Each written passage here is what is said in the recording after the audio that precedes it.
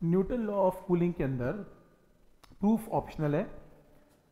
मान लो आपने एक बॉडी ली जिसका एरिया ए है, जिसका टेम्परेचर टी है और सराउंडिंग का टेम्परेचर टी नॉट है।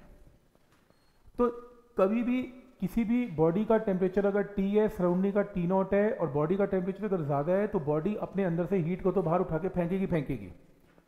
और मान लो ये बॉडी अगर परफेक्टली ब्लैक बॉडी है तो एमिसिविटी मत यूज़ करना। कितनी हीट बाहर फेंकेगी, ये फॉर्मूला सिग्मा इंटू टी की power 4 minus T naught raise to power 4, ये फॉर्मूला है। और मान लो इतनी एनर्जी बाहर फेंक रही है पर सेकेंड, और इसको अगर ये परफेक्टली ब्लैक बॉडी ना हुई, इसको एमिसिविटी से मल्टीप्लाई कर देना। मैंने एप्सिलॉन की जगह स्मॉल ही यूज़ कर लिया, कोई फर्क नहीं पड़ता। और एरिया भी राइट साइड पे आ गया, तो इसके यूनिट्स क्या बनेंगे, एनर्जी पर सेकेंड, क्योंकि टाइम इसके अंदर छुपा हुआ है। क्योंकि एनर्जी पर सेकेंड का एरिया अगर राइट पे जाएगा तो एनर्जी पर सेकेंड। अगर कोई बॉडी गर्म है और वो ठंडी हो रही है, ठंडी होने के दो रास्ते हैं उसके पास। वो अपनी एनर्जी को दो तरीके से बाहर निकाल सकती है। पहला बाय रेडिएशन, और दूसरा एयर अगर उसके कांटेक्ट में है तो एयर के मॉलिक्यूल्स को भी गर्म करके भगा देगी, इसे कन्वेक्शन बोलते हैं। तो एयर भी, पड़ोस की एयर के मॉलिक्यूल गर्म हो जाएंगे, कन्वेक्शन, जो हम लोग कंसिडर करते नहीं है। पर एक्चुअल में कोई भी बॉडी ठंडी होती है, उसके दो रीजन होते हैं, रेडिएशन एंड कन्वेक्शन।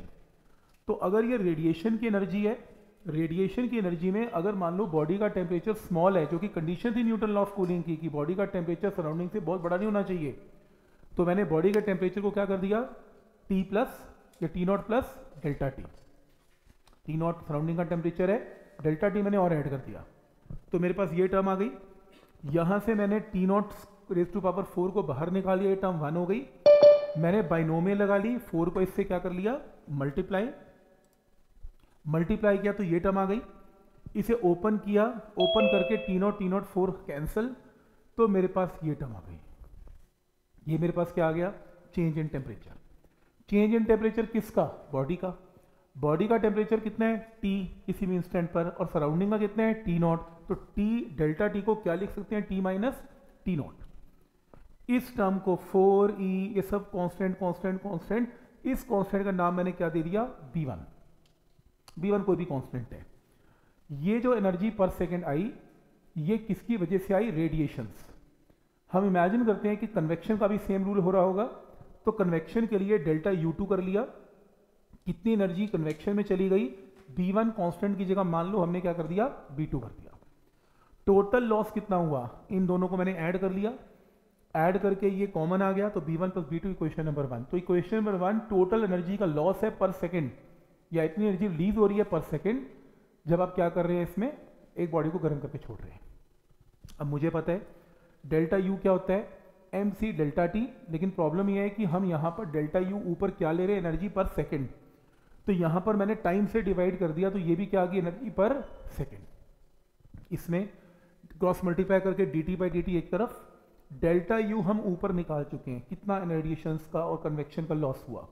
तो डेल्टा U की वैल्यू पुट कर दी, और ये सब कांस्टेंट आ गया। इस कांस्टेंट को B का नाम दे दिया इनटू एरिया, और इन दोनों कांस्टेंट को नाम दे दिया कितना, K। Newton law of cooling जो मैंने आपको सिखाया था वो यहां से स्टार्ट था। Rate of loss of temperature is directly proportional to temperature difference between a body and its surrounding. जो हमने किया था वो ये है, लेकिन आया कहां से, आया स्टीफन लॉ से। ठीक, अब मैंने ये क्यों करवाया, ये प्रूफ आपसे कोई पूछेगा नहीं। आपसे ऑब्जेक्टिव में 3 चीजें पूछी जाएंगी, ध्यान से सुन लो, और लिखना है तो बुकलेट में न्यूटन लॉ ऑफ कूलिंग के आसपास लिख भी लो। पहला, ये dt by dt inversely proportional to mass and time है, and directly proportional to area है। जो मैंने न्यूटन लॉ ऑफ कूलिंग करवाया था उसमें एरिया का कोई रिजल्ट नहीं था, इसमें एरिया का रिजल्ट भी है। तो बस इस पूरे रिजल्ट में से एक चीज लिख लो कहीं पर कि dt by dt Newton law of cooling में rate of change of temperature area के डायरेक्टली प्रोपोर्शनल है, और मास और स्पेसिफिक हीट के इनवर्सली प्रोपोर्शनल है, बस।